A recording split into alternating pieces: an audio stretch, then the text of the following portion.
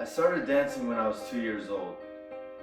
The idea of a boy dancing ballet went against the status quo, and I played other sports, baseball, basketball, soccer, just like the other boys, but I continued to dance regardless of what other people thought. That was my first clash against societal norms. My next clash was inside the ballet world, where boys aren't normally allowed on point. Being the only boy in class, I watched the other girls in fascination as they were able to put on these shoes and float across the floor. I couldn't understand why boys didn't dance point, so I pestered my reluctant teacher to let me start. My determination to become a better dancer pushed me to begin point, even though it was considered a primarily female-oriented technique.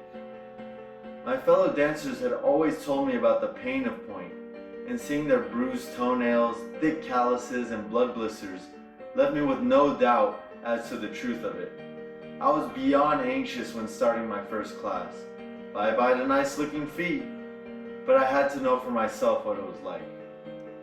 I remember this one instance, about a year later, when I had finished the men's component of an audition. I was sure I had done well, but perhaps not stood out as much as I would have wanted.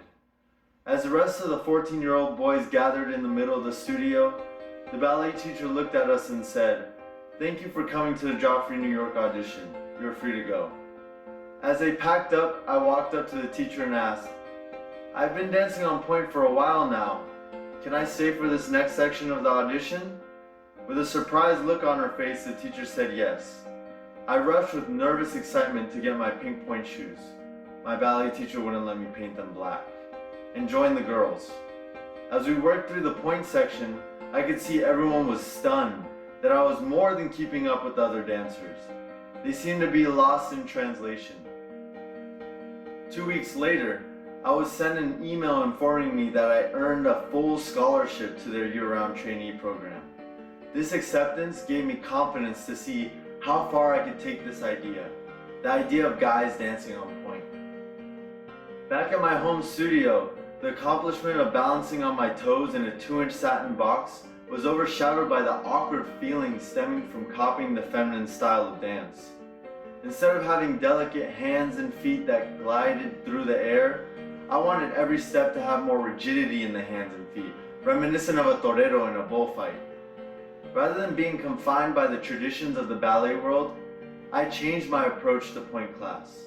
It had become evident to me that point is a form of expression that goes beyond gender roles. Not everyone has been receptive of me dancing on point, nor my interpretation of it.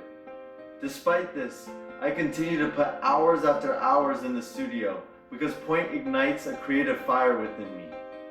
My choreographed pieces push traditional boundaries of expression by bringing masculinity to the table, and thus settles that awkwardness that I felt when starting point. What sets my dances apart is that I seek to give every movement a controlled, aggressive purpose to contrast the traditional female roles, solidifying my identity as an artist and communicator. It is exciting to push the gender roles of dance in this manner, and to let my curiosity lead me to explore this divergence in such a traditional form of communication and expression.